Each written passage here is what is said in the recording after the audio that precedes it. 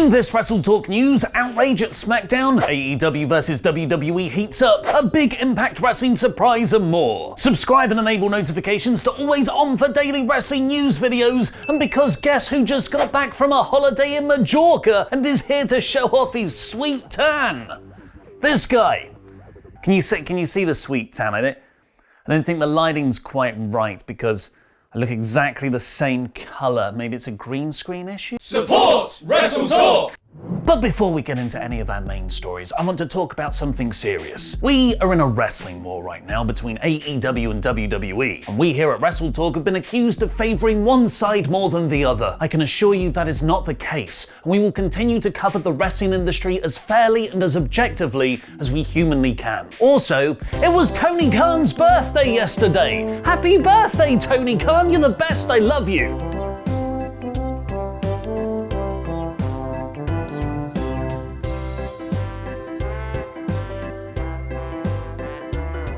He turned 39 years young, and for his birthday, Cody Rhodes got him AEW action figures of Cody Rhodes. Tony Schiavone tweeted happy birthday to a great boss and even better human being. This has been the best 2 years of my life thanks to him. Peter Avalon said he changed my life, changed many others' lives, changed the pro wrestling game and continues to keep on killing it. And Ric Flair posted a montage of images of Ric Flair's own title wins, top right incorrect, and a gold statue of himself.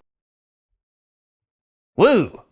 But easily the best gift was from Tony's business rival. 30 minutes of WWE main roster programming going against his show ad-free. In just 6 months, AEW has gone from battling against NXT to having specific demographics compared against Monday Night Raw. Because of that, we've all been paying attention to AEW's A show, Dynamite. But this Friday, SmackDown is being moved to FS1 because of a scheduling conflict with the MLB playoffs on their usual Fox network. As FS1 is a much smaller channel though, the rating is expected to take a huge hit, as this has happened before. When the MLB bumped SmackDown to FS1 in October 2019, the show only drew 888,000 viewers. In an effort to combat this for what is actually their crown jewel go-home show, WWE is billing the episode as a supersized special, advertising Becky Lynch versus Sasha Banks, an appearance from Brock Lesnar, and an extra half hour that will go directly against AEW Rampage, which will apparently also be commercial free. This will mark the first time an AEW show has gone up against a main roster WWE show, and even with SmackDown on an inferior station, Rampage will presumably lose, with the program's ratings falling heavily each week since its August debut. Despite this, Tony has some of that birthday optimism, directly calling out WWE on Twitter. I saw you're doing a half-hour head-to-head with us. I can't wait to finally beat your main show head-to-head. It's been a long time coming.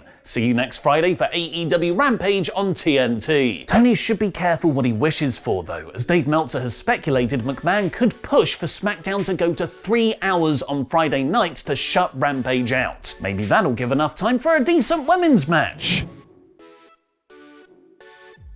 Thanks for your support on Patreon. We'll always mark out for Ollie Landrum and the roller coaster, Robert Acosta.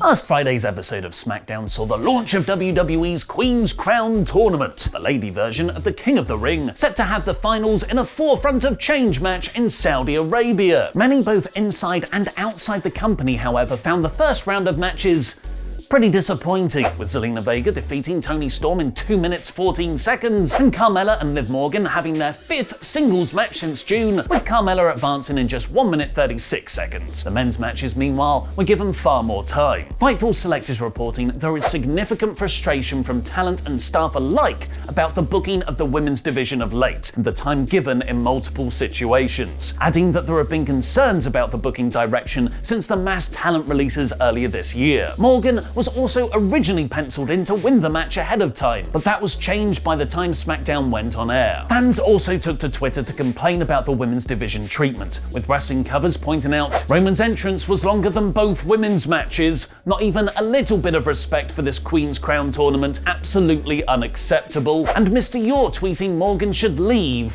WWE. But don't pay attention to any of that because Stephanie McMahon has just become the first female executive to be inducted into the International Sports Hall of Fame.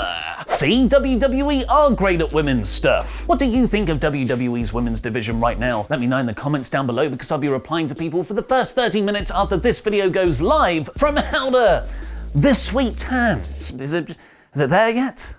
Does it get stronger? While WWE enjoyed their walled garden, seemingly every other wrestling company on the planet is intent on smashing through forbidden doors like they're trying to create a trendy open-plan kitchen, dining room, lounge living space where there's bifold doors at the back so you can host people on the garden.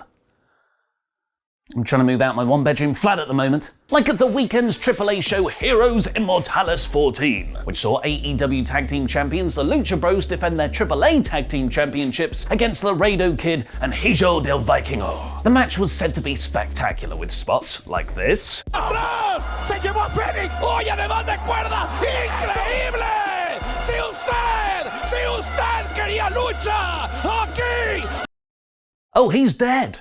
But it's the post-match angle that might prove more interesting, as Dragon Lee and Dralistico then came down to the ring to interrupt the Lucha Bros celebration. Dragon Lee currently holds Ring of Honor's TV title and one half of their tag team championships with Kenny King. Dralistico was the second version of Mystico, who just left CMLL. Both men are the brothers of Los Inglorobles founder Rush, who is also currently with ROH. Currently, this is all going on in Mexico, but with the strong AAA relationship between them and AEW, perhaps we'll finally see a cross-promotion Los Inglorobles faction with the other founding member, Andrade. Also on the show, Rey Mysterio Jr.'s other son, Cain Velasquez, was announced to be returning to AAA this December, but those weren't the only big things to happen in Mexico, as a long sought-after AEW signing made their debut at AAA instead.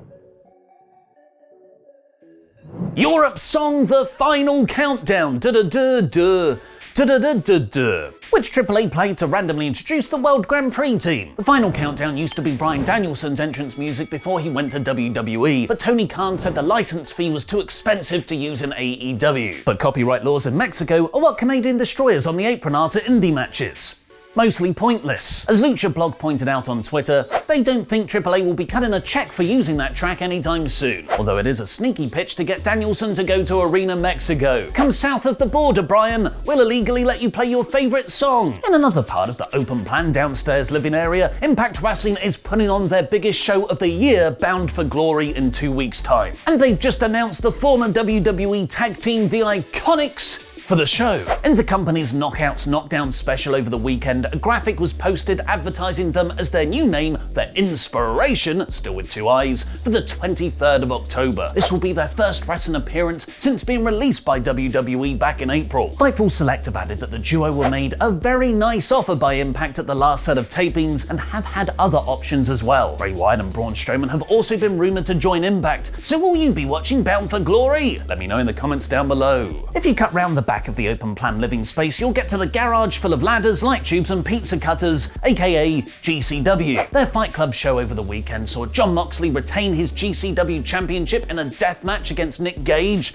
with Mick Foley on commentary, leading Mox's wife Renee Paquette to tweet, "Oh, I absolutely hate this." Also in the promotion, ROH's Briscoe brothers turned up to challenge for the GCW tag team titles. AEW's Thunder Rosa competed. Matt Cardona retained his internet championship against Effie thanks to his fiancée Chelsea Green, who Fightful Select write is planned for future shows. And the company announced they will be putting on a show at the spiritual home of hardcore wrestling, ECW's old stomping ground, the Hammerstein Ballroom. Now usually I'd plug our own channel some more, which you should definitely subscribe to if you haven't already for daily wrestling news videos. But today, I want you all to go do something else as well. DDT Pro is the absolutely insane Japanese wrestling promotion where Kenny Omega and Kota Ibushi first made their names. They're the place where they had an hour-long pool fight, and where a cat was briefly their Iron Man heavy metalweight champion. They are currently on 90,000 subscribers, but the promotion's president, Takagi, is apparently planning something crazy for when they pass 100,000. Potentially even a 24-hour WrestleThon. So subscribe there using the link below, and then watch Adam Blompier's latest wrestling list, the 10 worst Saudi Arabia WWE matches. Oh, bollocks. So in case you missed it, I, biggest air quotes in the world, won the opportunity to compete against Ollie for Pete's Jamnat Championship at the next major WWE show. Unfortunately, that major show is Crown Bloody Jewel, bloody being an expletive and a descriptor. Crown Jewel is WWE's first Saudi show since the pandemic, and God, how I secretly hoped that the pandemic had somehow made WWE's contract with the Saudi regime evaporate, but no, here we go again.